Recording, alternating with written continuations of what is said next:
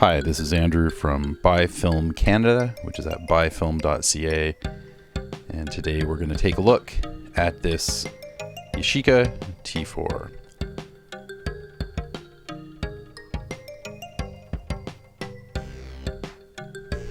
So a lot of the reason for this video is that I'm selling this camera, so I want to show all the sides of it and let people get a pretty good look at what it's like for whoever buys it. But also, there are some pretty good videos on the Yashica T4 on YouTube, but I thought I would just add one. I'll probably leave this video up. And if people in the future just want to sort of, have a look at it, they can do that. Now, I've got this camera under studio lighting, umbrellas and, I don't know what they are, LED lights. And it's really showing up the dust and stuff like that. And that's on purpose because I don't want to sell something, under false pretenses. It drives me crazy when I look on Kijiji and the photos are just it's almost like you can only post a photo there if you have a cell phone that's 7 years old or something. It's really bad. But anyway, yeah, so if it looks a little dusty or something, it actually looks much better in person, but it's not mint, I would not say. This camera is completely functioning. Everything's fine with it. There's no buttons missing. There's no cracks. There's no scratches that are actual, scratches kind of thing, So yeah, let's take a look at some other sides of it. And I'm going to talk a little bit about the Yashica T4 in general.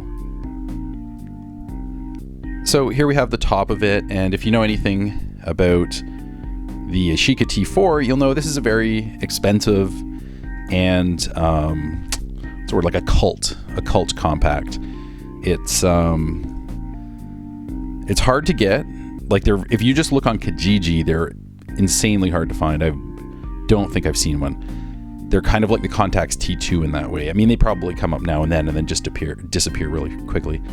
If you go on eBay, these things, I just looked at eBay as of right now, which is September of 2017. Basically, everyone that's sold in the last, couple of months has gone for $400 Canadian or more.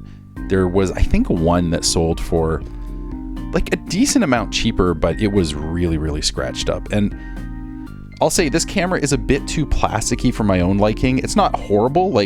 People do say oh, I dropped it. It was fine. It's not, supposedly it's durable, but I'm not going to test that. But when I see a camera that's very scratched up, I get a little worried personally because I think, well, how did it get that way? Was it just sitting in a bin for, 10 years till somebody went oh, film cameras are worth something, aren't they? That's probably what it was. So it kind of worries me. I showed already how the lens opens, but I'm going to close it now. This is the back of the camera. So you can see I have a roll of film in there still. So what's to be said about the back of this particular one? So if you look here, you'll see there's sort of, what is that? So that's a spot where probably it just kind of, it's it doesn't rub off. It's in pretty medium shape, I would say, the back. So, okay, so you see the front here. This is, you notice the Kyocera. I believe that is the company that actually made these, and they branded them all as Yashica T4s, but there are also versions of it that are called, I think the Kyocera T Slim or something like that, or Slim T or something. For whatever reason, they put it out under both names. It's kind of obvious why.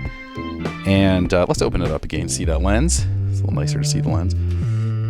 And there's also the Yashica T4D and the T4 Super. Now, the T4D, I do not remember what the difference is, or if there is one. The T4 Super is basically the same camera, except for it has a little bit of, I don't know if the word's a gasket or something, on the inside, when you open up the battery compartment or the back of the camera, that makes it theoretically waterproof. I guess I don't think you'd want to put it underwater. I think if you pay the prices that these things cost, you're probably not going to be getting too out of line, But that's if you see the different cameras, that's what the difference is. My experience just looking on eBay is that the Yashica T4 was actually selling for more than those ones. So I don't know what the deal is. There's definitely sort of a little bit of a cult of this camera, and people, I think, want the real thing, or the quote-unquote real thing, whether it's because of just the name, or I think to some degree, if you're going to buy something like this, you want the real thing, and if you spend $75 extra or whatever, then it's probably not the worst idea, since you're kind of paying for the name a little bit and stuff. I'm rambling here. Let's look at the back of the camera. Okay, so I think I'm going to have to put the microphone down, so to actually pick up the camera and open it.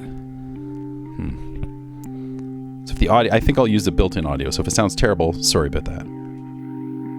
Okay, so I'm going to close this. And again, we see the back of the camera. This is pretty standard. And in view, that is the back of the camera. I'm always impressed how, this is obviously a roll of Tri-X I've shot and haven't developed yet. I'm always impressed with cameras that, even the ones you get at pawn shops and stuff like, or what do you call them, thrift shops, which is not where I got this, by the way. Even the ones you get at thrift shops, it's amazing how often the back of them, or the inside, really is quite clean. And it's just, I don't know, I just find it cool. Like, you find some really dirty ones, and then when you look inside, you go, oh, it's really clean and nice. Like the stuff, the sealing really does its job. So there's not much to see here if you've seen a camera. The fuzzy stuff here, the sealing, is that I believe that's supposed to absorb a little bit of light, and there's a little bit of dust there, as is typical, but it doesn't look like the sealing is sort of decomposing or anything like that. So yeah, I don't know, maybe somebody in a year will be looking at YouTube and want to see inside a point and shoot Yashica T4 that does look very similar to many point and shoot. So that is the sound, if you're not familiar with these cameras or other point and shoots like this. That is the power winder that is trying to wind on a new roll of film, because it thinks that I just put in a roll of film. I guess I should talk about this just really quickly, how my experiences with the camera. So, sorry, the microphone I was using ran out of batteries, so the audio was shot for a lot of this video. But a lot of people talk about price. That always comes up with this camera, so I thought I would talk about price a little bit. And, people say, oh, this camera's so expensive. Oh, these point and shoots have gone up so much in the last year. Especially on Facebook groups, I find people will always tend to say, oh, in the last 6 months, like no matter when it is, or any message boards, they'll go, these things have shot up in the last 3 months. And I think a lot of the reason is that some people look on eBay and they notice that there's one really cheap.